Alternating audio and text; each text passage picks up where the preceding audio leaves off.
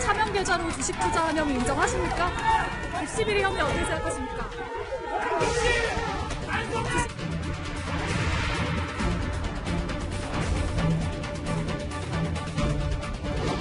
저는 코링크란 이름 자체를 이번에 알게 되었고요. 저희 집의 경제 문제는 제가 아니라 제 처가 관리해서 제가 상세한 내용은 모릅니다만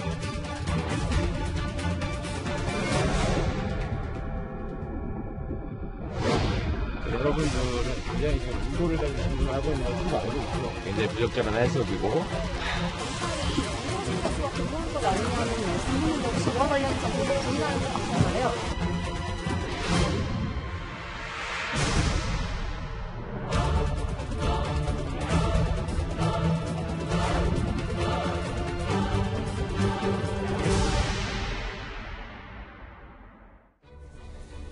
먼저 이 얘기부터 좀 해볼까요?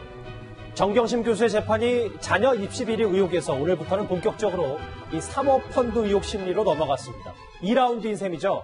먼저 오늘 정경심 교수의 법원 출석 모습부터 만나보겠습니다.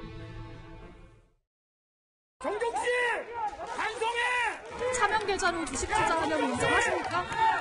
6년 구형받으셨는데 어떻게 생각하세요? 61일 혐의 어떻게 생각하십니까?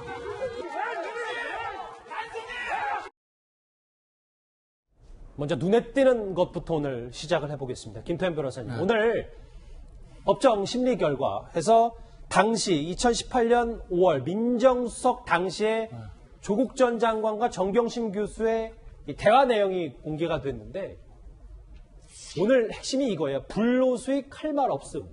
왜 이게 좀 이슈가 됐는지 좀 차분히 설명을 좀 부탁드립니다. 문자 메시지 보시면 5월 달에 종합소득세 신고 기간이에요. 예. 2,200만 원 나왔다고 정경심 교수가 이제 넋두리를 한 거죠. 사실 2,200만 원에서 많이 나온 거죠. 예. 그러니까 조국 수석이 불로수익 할 말 없다. 그러니까 어쨌든 일 안 하고 우리가 그러니까 불로수익이라는 표현 자체가 예를 들어서 우리가 일을 해가지고 예를 들어서 연봉이 많이 올랐다. 예를 들어서 뭐 변호사들은 사건 수임을 많이 해서 수입이 많이 늘었다. 아니면 일반 급여 소득자들은 연봉이 올랐다. 뭐 이랬으면은 불로수익이라는 표현을 안 쓸 텐데 불로수익이라는 표현을 썼다는 게 특별히 내가 일하지 않았는데 돈을 번 거잖아요. 뭔가 이제 그 자산이 증식돼가지고 돈을 벌었을 때 불로수익이라는 얘기 하지 않습니까? 예. 그런 표현을 썼어요.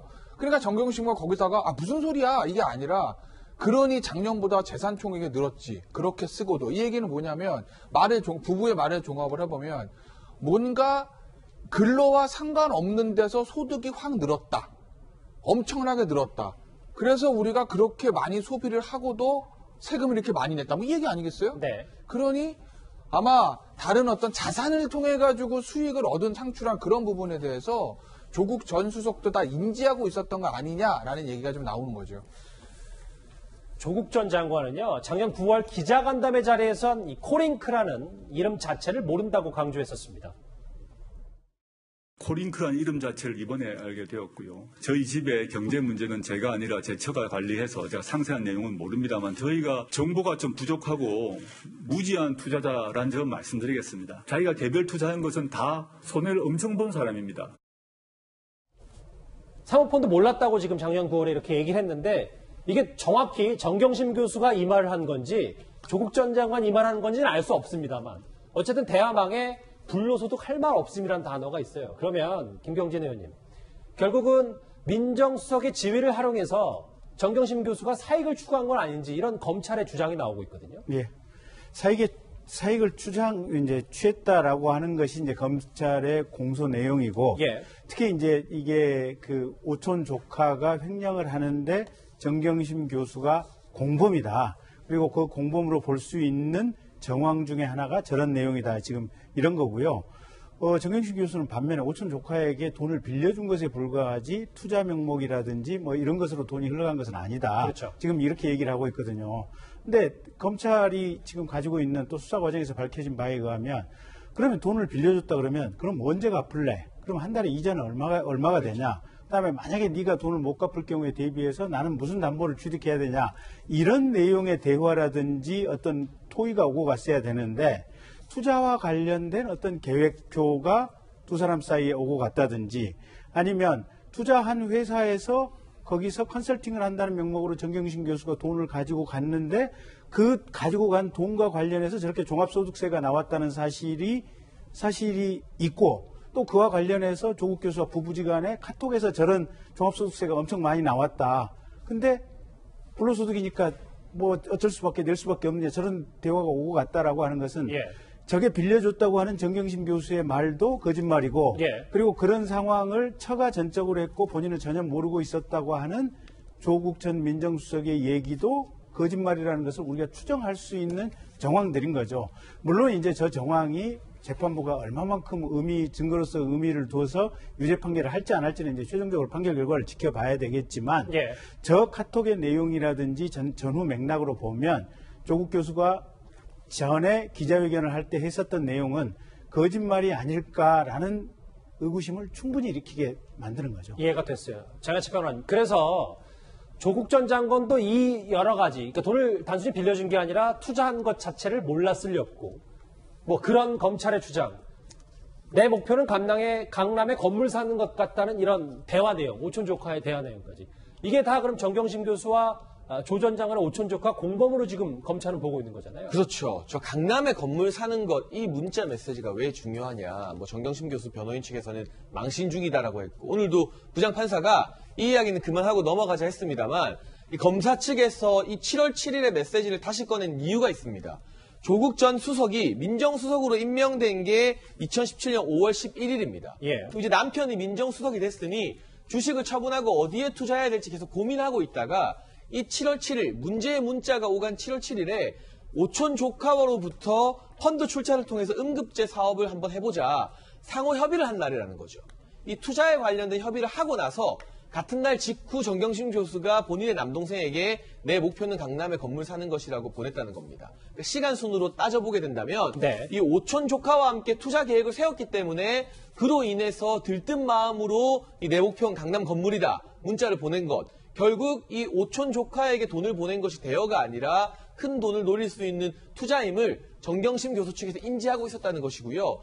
검찰에선 이걸 경제범죄로 보고 있지 않습니까? 네. 모든 범죄에는 범행 동기가 필요합니다. 그럼 이 정경심 교수 측의 동기는 무엇이었느냐? 강남 건물이라는 거죠. 그 부분이 뭐 망신중이나 다른 언론 보도용이 아니라 너무나 명확하게 이 사건의 실체를 이해하는데 필요하기 때문에 지난 재판에 이어서 오늘도 2017년 7월 7일 특히 시간을 강조하면서 민정수석 임명, 투자 이야기, 그 직후 남동생에게 문자를 보냈다. 이 시간 순으로 증거를 제시하면서 저 문자 메시지를 다시 한번 꺼낸 겁니다. 그럼 김 변호사님 개인적인 게 여쭤볼게요. 지금 검찰의 주장이 이 모든 사항을 조국 전 장관이 당시 민정수석 시절에 돈 안 벌고, 일 안 하고 돈 버는 것 자체 이런 여러 가지 것들을 알고 있었다는 데 검찰 주장인데 그렇죠. 지금 정황이 동의하십니까? 그럼 재판부도 그렇게 볼 거라고 생각하세요? 근데 이제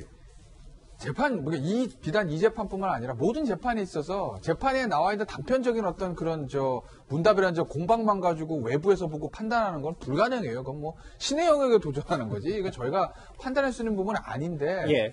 뭐 불로소익이라는 저 문자 메시지 내용만 보고 보면 조국 전 장관한테 결코 유리한 건 아니죠. 저것만 놓고 보면. 다만 이건 전체 재판의 일부분이기 때문에 그것만 놓고 뭐 조국 전 장관 유죄가 나오는데 이게 우리가 단정할 수 있는 건 아니니까 좀 그거 뭐 신중히 판단할 필요는 있을 것 같아요. 알겠습니다.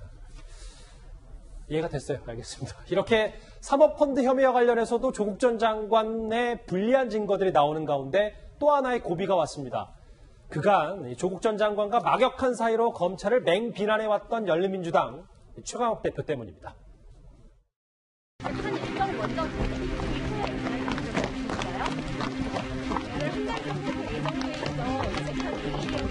왜 같은 날 기자회견 가르쳤는지 혹시 한 말씀 해주실 수 있을까요? 여러분들은 굉장히 지금 의도를 가지고 질문을 하고 있는 거 알고 있죠. 이런 식의 말씀을 누군가 물어보라고 시킨 것 같아요. 굉장히 부적절한 질문이고 굉장히 부적절한 해석이고 재판으로서 충분히 제가 지지를 받을 것이고 당대표 표현으로서 제가 할 수 있는 역할에 대해서는 최선을 다할 것입니다. 오늘 검찰이 정경심 교수와 공모한 것 아니냐는 말씀하는 것 지과 관련해서 계속 분야하잖아요. 김경진 의원님, 저하고 화면 같이 보실게요. 최강욱 대표가 진술을 했는데 2017년 조 전 장관 아들 인턴 확인서 2장 외에는 내가 작성한 게 아니다. 확인서 2장을 준 것을 2번을 줬다고 착각했다. 이 진술이 왜 조 전 장관에게 불리한 겁니까? 그러니까 확인서가 2017년도에 만들어진 확인서가 있고 2018년도에 만들어진 확인서가 있는데 예. 조국 장관은 2017년 거, 2018년 거 전부 다, 둘 다 최강욱 변호사로부터 받은 것이다, 건네 받은 것이다 이렇게 주장을 하고 있어요. 예. 근데 검찰에서는 뭐라고 보고 있냐면 2017년도 거는 최강욱 변호사가 만들어서 준 게 맞지만 네. 2018년도 거는 2017년도 거에 만들어진 내용의 직인을 스캔을 떠가지고 조국 장관 측에서 이거를 위조를 했다.